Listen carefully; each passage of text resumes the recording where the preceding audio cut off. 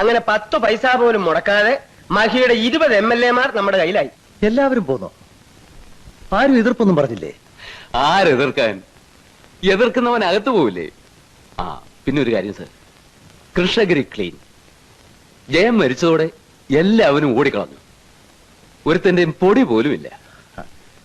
Very good. അപ്പോഴേ നിങ്ങൾ രണ്ടുപേരും ഇങ്ങനെ നിന്നാ മതിയോ? നാളെ വെളുപ്പിന് 6 മണിക്കാണ് നമ്മുടെ പ്ലാന്റേഷൻ ഉദ്ഘാടനം. ശത്രുക്കളെല്ലാം ഒതുങ്ങിയെങ്കിലും നമ്മളൊന്ന് കരുതിയിരിക്കും നല്ലതാ.